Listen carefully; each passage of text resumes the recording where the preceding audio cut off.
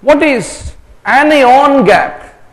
You heard this as a student of physiology, right?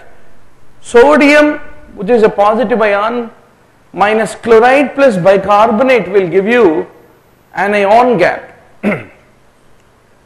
Normally sodium is around 145, around 140 to 135 to 145. Minus chloride is 109, bicarbonate is 24 milliequivalents, and that will give you around 12 is the normal anion gap. Now what are the cations which are present in our plasma, doctor? We have sodium, potassium, ammonium, calcium, magnesium. These are all called cations. We have chloride, bicarbonate, sulfate, phosphate and some organic anions, like for example ketone bodies. They are what? Organic anions. Now what are we doing basically to calculate anion gap? We are subtracting chloride and bicarbonate, which are anions, from the sodium, which is cation. Then why don't you call it as cation gap? Why do you want to call anion gap? Because on one side we are saying anion gap, other side we are subtracting anions from cations. Then why do we call it as anion gap? It's a very common sense question. So doctor, in the anions we have two kinds: measurable anion, which is chloride, unmeasurable anion, which include sulfate, phosphate and organic anions. Similarly, among cations we have sodium and potassium, but calcium, magnesium, ammonium, they are all called unmeasurable cations. So if you combine this, that is chloride plus unmeasured anions is equivalent to sodium plus potassium plus unmeasured cations. If you rearrange this equation, what will happen? Unmeasured anions minus unmeasured cations is equivalent to sodium plus potassium minus chloride. So whenever we say anion gap, in true sense it is a gap between unmeasured anions minus unmeasured cations, which is calculated by measured cations minus measured anions, is what you have to basically understand. Now what are the various unmeasured anions? We have anionic proteins, phosphates, sulfates and organic anions.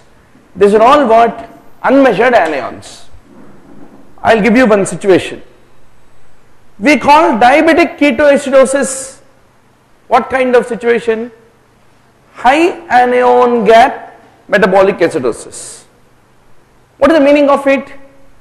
In diabetic ketoacidosis, ketone bodies are produced which are unmeasured anions, and the unmeasured anions have increased, so that unmeasured anions minus unmeasured cations, which is the anion gap value, also has increased, and hence diabetic ketoacidosis is a high anion gap metabolic acidosis. You all agree with me? Now we say uremia is a high anion gap metabolic acidosis. Why? Because urea is another unmeasured anion.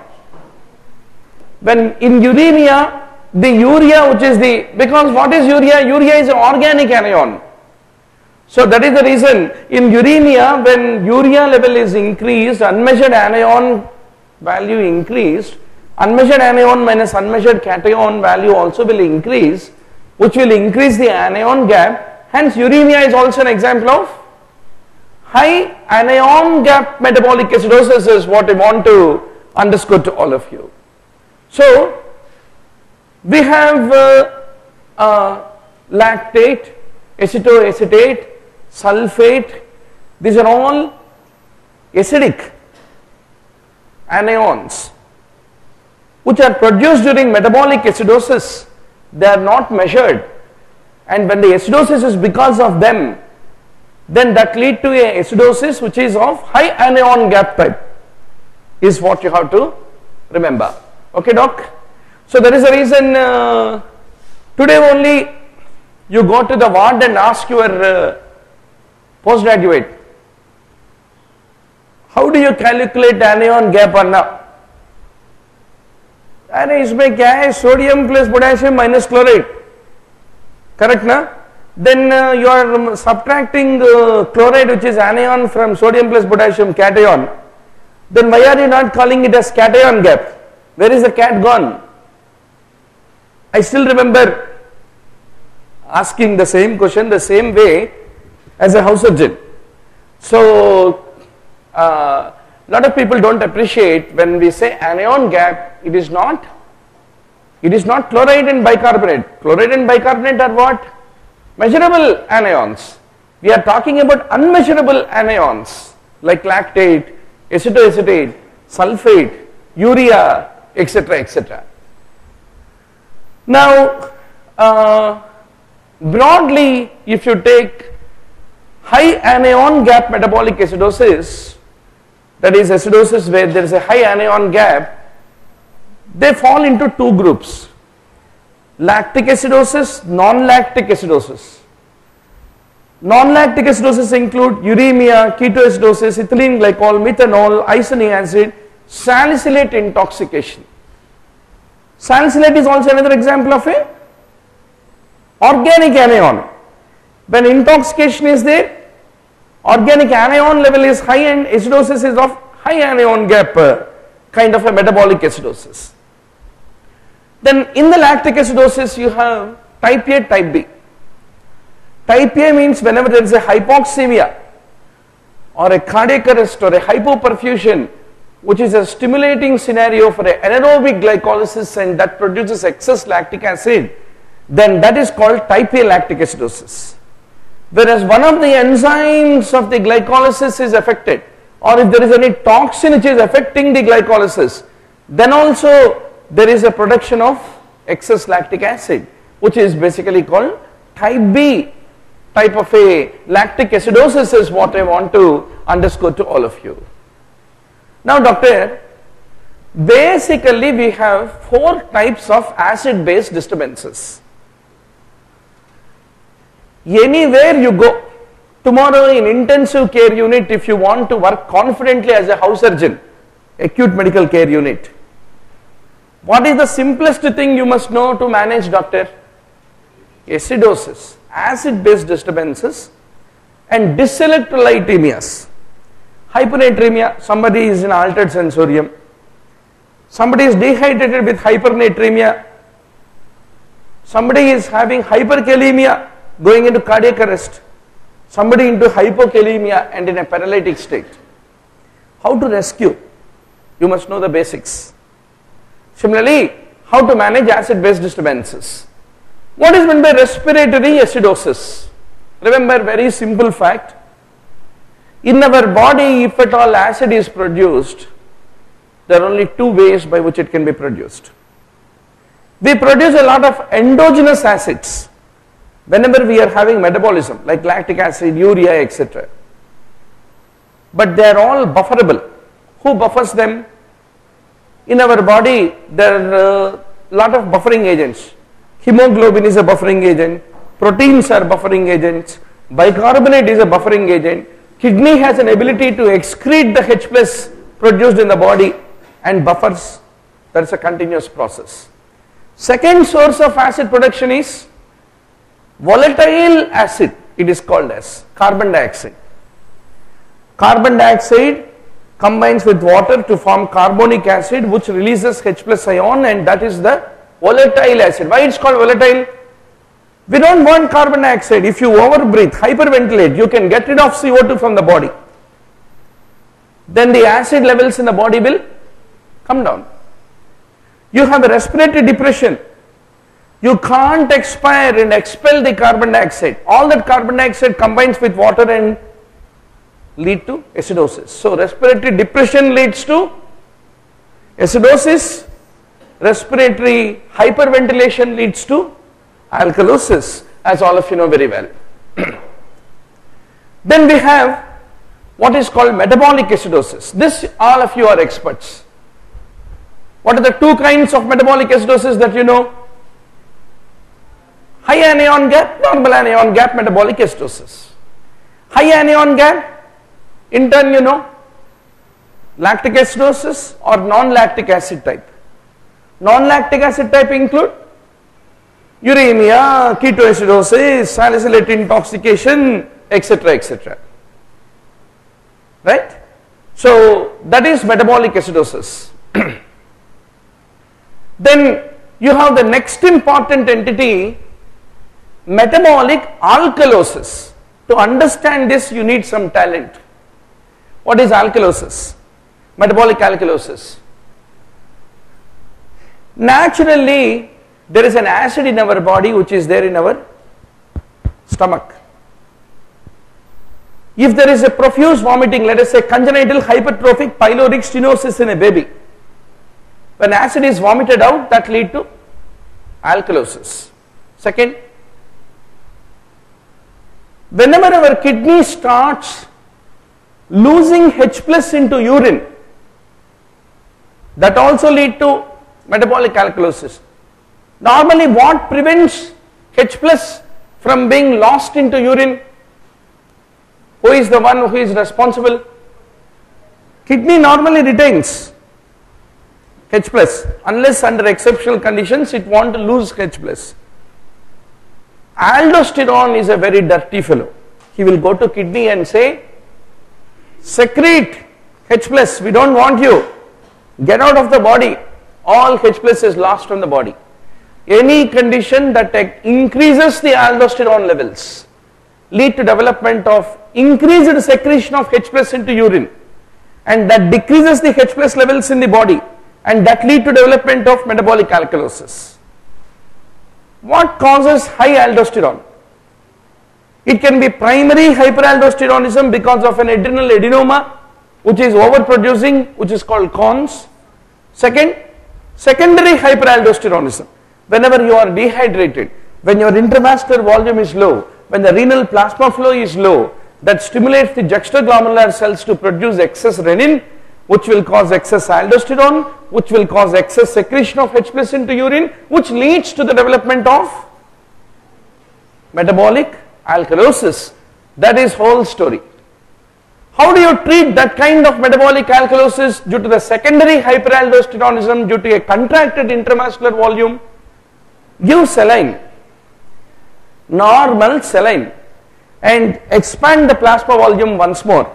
Improve the renal perfusion, and that excess renin production stops. So that is the reason hyperaldosteronism is broadly divided into two groups. Saline responsive hyperaldosteronism in the dehydrated people, saline unresponsive hyperaldosteronism due to the adrenal adenoma, and in that scenario what will you do? We will give spironolactone, which is the aldosterone receptor antagonist in case of conditions which are not saline responsive. But generally dehydration, hyperaldosteronism is equal to metabolic alkalosis. Okay, doc? So summarize. A patient who is on ventilator, where the ventilatory rate is inadequate and he is hypoventilating, will go into respiratory acidosis. A young female who is hysterical, anxious, hyperventilating, walking into casualty, goes into respiratory alkalosis.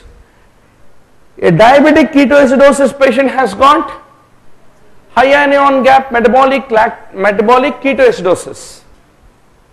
Then you have a dehydrated guy or a Kahn syndrome guy who has got metabolic alkalosis. But only 4 things. Obviously, what are the other things that you will have? Suppose we are having acidosis. How will kidney compensate acidosis? It will excrete excess amount of H plus into urine. That's how kidney will compensate. If there is Alkalosis, kidney will try to retain H plus. Similarly, when there is a metabolic acidosis, what will lungs will be doing? Acidosis stimulates respiratory center will cause hyperventilation lead to alkalosis, which will compensate the metabolic acidosis. So as simple as that. Now there is one more concept which we need to be sure. Some of you are going to be nephrologists and intensive care physicians within no time. Urinary anion gap is another concept. Chalo bhai. If you know plasma anion gap, urinary anion gap is no big deal. Mainly, why do we use urinary anion gap? In diagnosis of what do we use urinary anion gap? That is what we are going to talk. Just like plasma, urine also is having cations. Sodium, potassium, mainly ammonia, calcium, magnesium. Chloride, bicarbonate, sulfate, phosphate, organic anions are also there even in the case of the urine. Just like plasma, even in the urine also, urinary unmeasured anions. What are they unmeasured anions?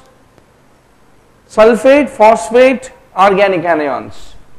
Minus unmeasured cations, which include mainly ammonia, calcium and magnesium, will be called as urinary anion gap, which is calculated indirectly by measuring urinary sodium plus potassium and subtracting from that the chloride. Agreed? Now doctor.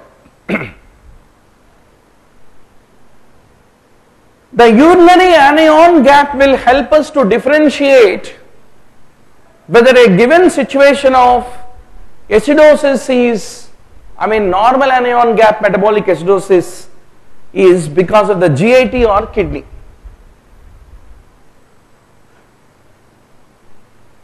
What is the meaning of it?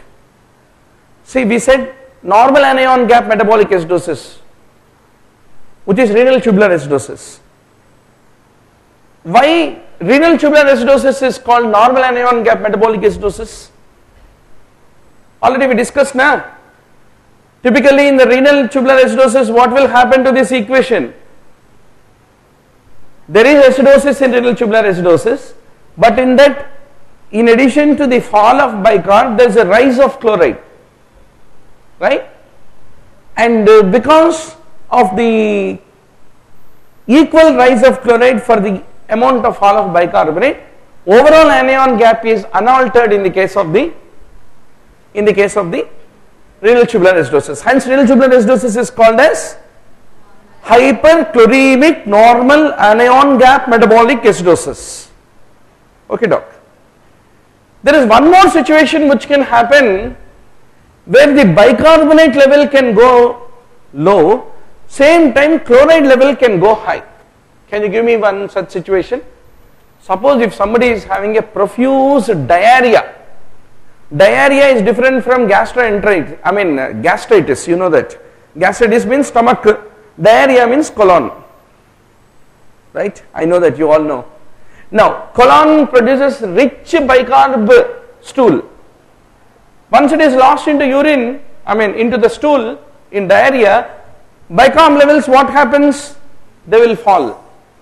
Right? Same time in a diarrhea person, chloride levels will be high. Because of two reasons. Either because kidney is retaining more chloride, or what is the treatment of diarrhea generally that we give? We give saline. Saline contains chloride, and that chloride can lead to hyperchloremia, which also can lead to a high chloride, low bicarbonate acidosis, which is once more a normal anion gap metabolic acidosis. Now we want to differentiate whether the normal anion gap metabolic acidosis in this patient is because of the renal tubular acidosis or is it because of the gut. You will say, what is a big deal about it, sir? You take the history. If he is losing stool in the diarrhea, there is no big deal. You will get in the history. Do you need to do urinary anion gap in order to calculate and prove the fact? It's easy with history. But let us assume you are a patient of renal tubular acidosis presents with diarrhea. So then you need to differentiate now. Anyway, how do you? But anyway, you need to know that kidney has got a special property. What is that? Whenever there is an acidosis in the body, what will kidney will be doing?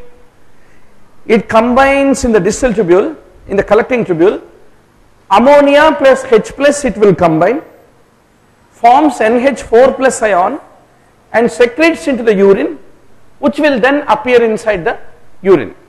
So NH4 plus levels in the urine will be higher when, if the kidney is intact, in a case of normal anion gap metabolic acidosis where gut is responsible. Okay? But if the gut is not responsible, if the renal tubular acidosis itself is responsible, then what will happen? If the renal tubular acidosis itself is responsible for normal anion gap metabolic acidosis, then acidosis will be there, but there is no NH4 plus excess inside the urine, because kidney lost its ability to secrete NH4 plus, that's the reason. Agreed? So what will happen in the people? What happens to their urinary anion gap? We said no. Urinary anion gap is unmeasured urinary anions minus unmeasured cations.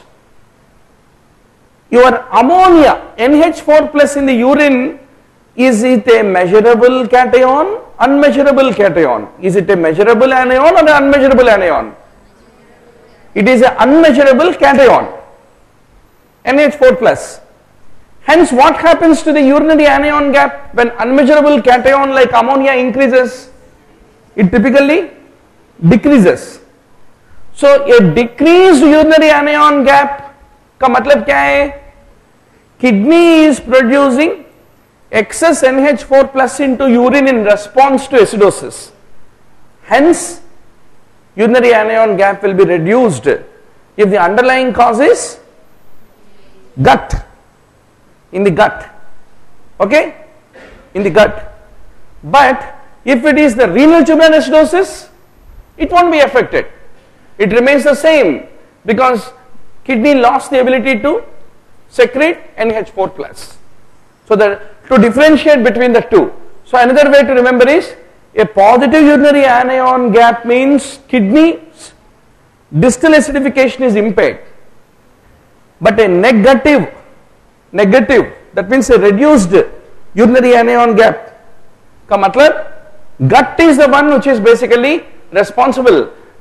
That is the place where we use the urinary anion gap is what I want to underscore to all of you. So summarize, doctor, what are the causes of high anion gap acidosis? We have lactic acidosis, toxins like ethylene glycol, methanol and salicylates, renal failure, ketoacidosis which can be due to diabetes, alcohol or starvation is what you have to be very, very sure about. Now, you are working in casualty. You got the ABG report,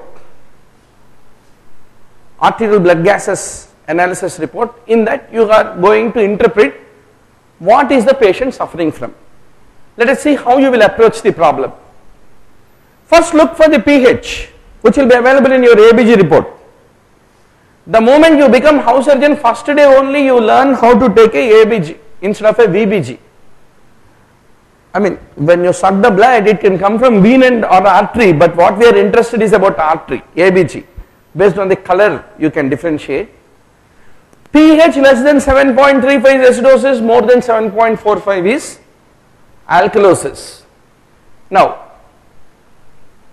look whether bicarbonate level has changed.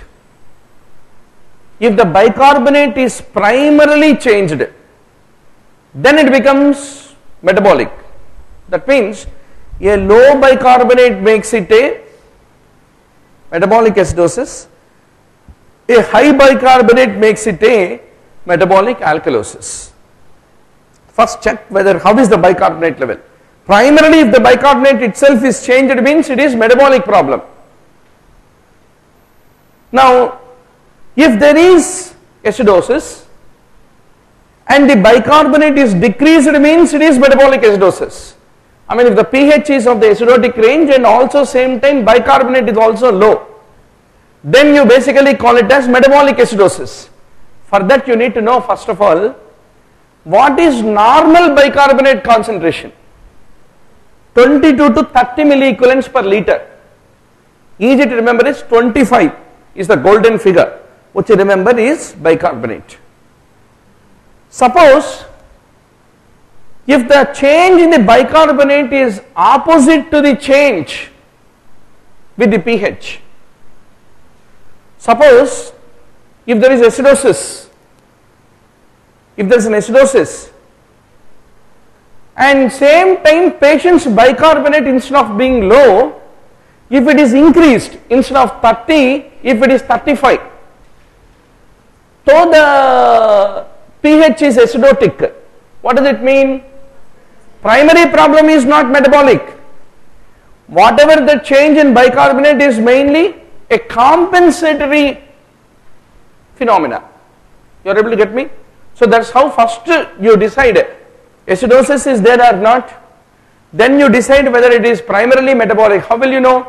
Acidosis with a low bicarbonate. Second, you decide whether this acidosis is there and whether there is any compensatory metabolic process. Then bicarbonate instead of being low, it will be high or normal. High or normal. Okay. Then you call it as a compensatory metabolic. That means what is the primary process there? Which is abnormal process leading to acidosis? Respiratory process. And after all, kidney is only retaining the bicarbonate and making it either normal or high instead of low. So then that is primarily respiratory problem and there is a compensatory bicarbonate retention. That's what you will understand. Okay, doc? Then second, you look at the carbon dioxide. If the primary change is there in the carbon dioxide, then you call it as respiratory problem. First you must know what is a normal PCO2. 35 to 45 milliequivalents millimeters mercury. Easy thing is remember 40. 40, 60 are the golden numbers. Why? Any PCO2 more than 40 is hypercarbia. Any PO2 less than 60 is hypoxia. Don't tell anything less than 80 is hypoxia. No. You take one of your classmates who smokes regularly and get his PO2 done. It will be only 65, 70. So that is the reason PO2 ke liye what is the benchmark? To call hypoxia less than 60.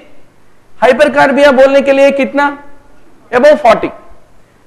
If you still don't have energy to remember this, easier is put a benchmark 50 for both of them. अगर CO2 50 से ऊपर है या oxygen 50 से नीचे है, दोनों abnormal बन जाएगा. I mean whatever it is, working rule. In our days,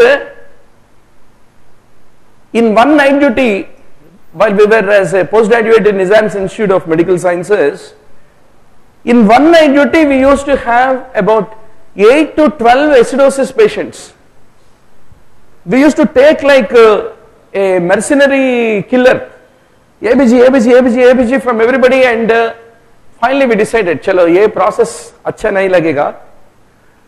Teach the ward boy how to interpret ABG. क्यों? Suppose if you take 10 ABGs, only one will suffer acidosis. 9 are normal. That means ward boy need not run to bring the report. Only for one person he need to bring. Sometimes all ABGs, none of them may show acidosis. In that scenario, asking a ward boy to go running and coming is unreasonable in the midnight. Because our ABG machine used to be a different place, casualty used to be a different place. The ward boy in the middle of the night while carrying ABG suddenly get a natural call. He may go for an emergency coitus and then slowly pick up the report, have a cup of tea and then come back. So why to disturb his nocturnal urgencies with unnecessary emergency? So isliye what did we teach? I still remember our ward boy Jahangir, we used to tell, Dekho Jahangir, what is the important value you remember? Sir, 7.3. I will remember. Achha, very good. 7.3 के नीचे pH का value है तो no emergency coitus, selective only. You come running. Second, what is emergency? Potassium का value कितना? Sir, above 6.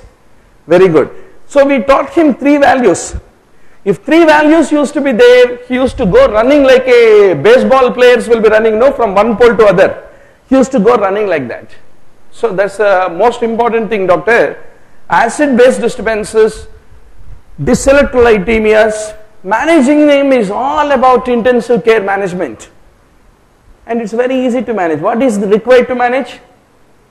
थोड़ा bicarbonate push करो, acidosis कम हो जाएगा. If it is metabolic, थोड़ा ventilator को लगाओ, respiratory acidosis है तो set हो जाएगा. If it is respiratory alkalosis, a closed bag लगाओ mouth को, he will expire CO2 and inhale it back. So, hysterical patients, anxiety come with respiratory alkalosis with tetany. What is the treatment, doc? Closed bag ventilation. Because they are exhaling in anxiety, hyperventilation, excess CO2 which is volatile acid. Catch it and push it back by putting a closed bag ventilation. Then, if it is metabolic alkalosis, एक saline bottle लगाओ. Do you need any wonder drugs to treat? But if you don't recognize, they will kill the patient. That's a whole story. Now, if the primary change is CO2, then you call it as respiratory. For that you should know 35 to 45 is normal PCO2. Okay, doc. Suppose if the change of the pH is commensurate with the change in pH, इसका मतलब क्या है? Suppose pH is showing alkalotic pH, doc, 7.5.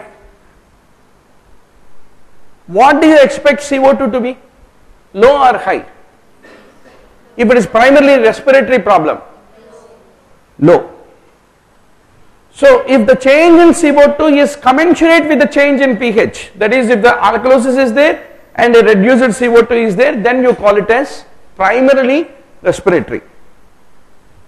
Suppose if there is alkalosis but CO2 is, instead of being low, if it is normal or raised, then what is it? Then compensatory respiratory it is.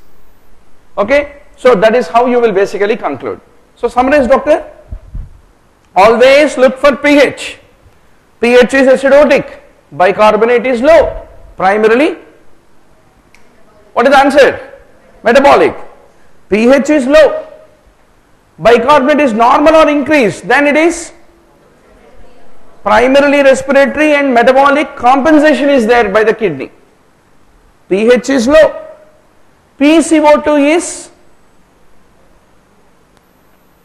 high, then primarily it is a respiratory, or otherwise pH is high, PCO2 is low, that means it is primarily respiratory.